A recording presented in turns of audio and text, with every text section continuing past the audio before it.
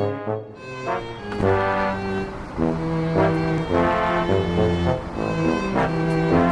listen to me. I can explain. I don't ever want to see a rotten, dirty, cheating mug around here. You hear me? You lying bastard. You got it all wrong. What? What did I get wrong? The blonde dame in her bed, or the other one in the shower, you mongrel? Well, but dudes, where am I gonna go? Well, why don't you stay with one of your floozies? They won't have you, will they? I'm sure your buddy Fred will help you out. He's a rotten apple, just like you. Oh yeah, that's a good idea. Call me when I'm allowed back in. A city has a plethora of experiences to offer. Wonderful smells to enjoy, good food to taste, and obviously beautiful sounds. The main thing, I suppose, is to take a drink and enjoy the ride.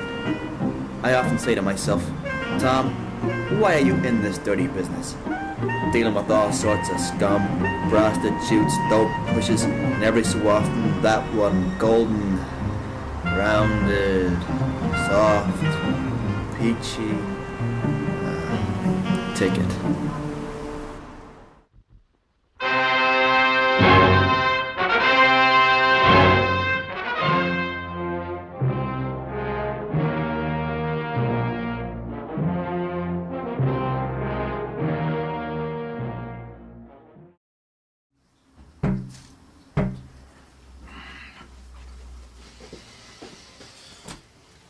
Hey, buddy. I really appreciate you putting me up like this. You know, Arlene, she can get so moody sometimes that time of the month, I guess. So, where am I going to sleep? Well, there's the couch and my bed. Your bed? You are such a buddy. What a pal. What a pal you are. Now, listen, another small issue that I've had is I've had a personal disagreement with my bank manager, and subsequently was evicted from my offices. As such, I'll be running them out of your kitchen for the foreseeable future. Is that okay? Mm.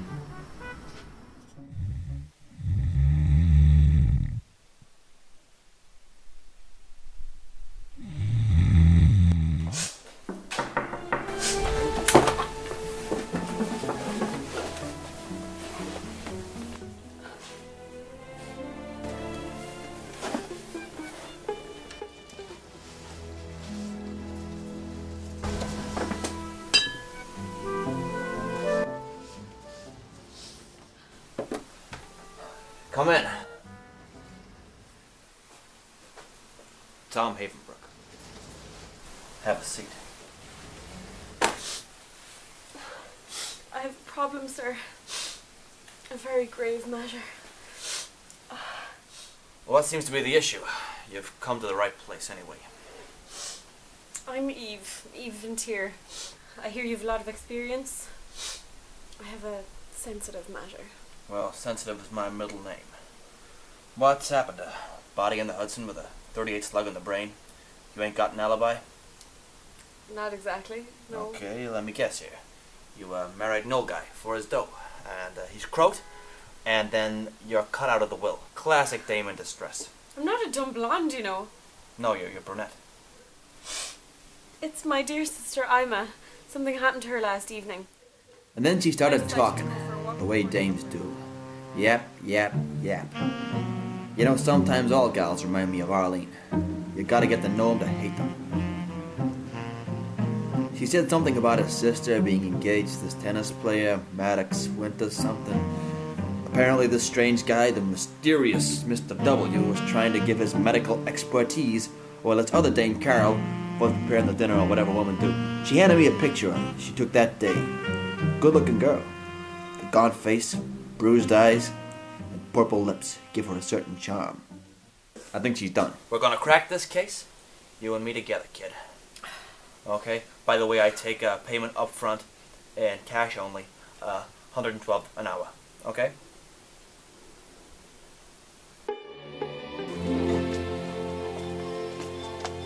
So then, he says, you're fired. Get it? I got another one. Why do you take a hammer to bed? I don't know, detective, but would you like to meet my sister So now? you can hit the sack. Okay, the case. We'll look at the case, so.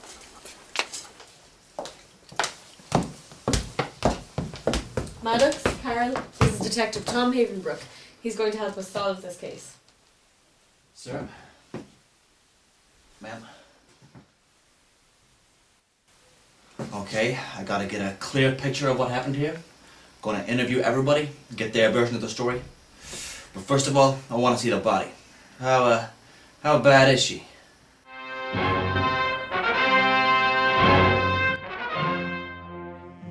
It seemed like a serious case of rigor mortis.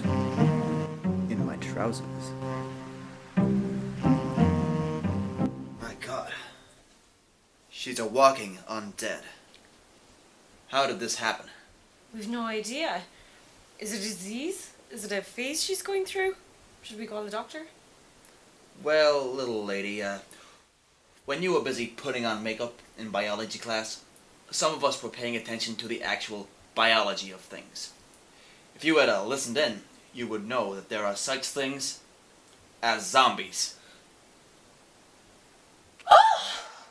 Don't worry, madam. I've seen many cases like this in the past. Mostly on the late shows, mind. But those were serious programs, you know. It's not contagious, is it? I'd hate to turn blue. It wouldn't go with my dress, no. Oh, I don't think I could turn purple either. People wouldn't think I'm a credible tennis player if I'm purple. I do love my darling, Ima. She is a darling. And we make such an attractive couple. Don't we? There's no one in the world more suited to you, Maddox. No one could look as good next to you. Poor Ima. Mr. Winterwool. She's a very attractive girl, Ima. I mean, I've never seen a face like that.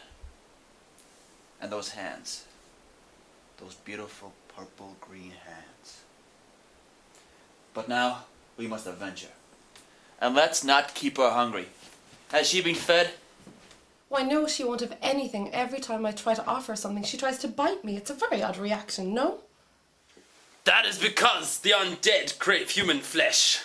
They are driven by their most primitive instinct, and that is to eat. And what would you know about it? Tom Havenbrook. My father used to say that zombies were lost corpses who had wandered out of purgatory. They are dangerous because their body's looking for a soul. Your soul! Your soul! Okay, now, I'm going to investigate this case thoroughly, starting from right now. Going in the next room, and I want each one of you to come in by yourselves and give me your version of events.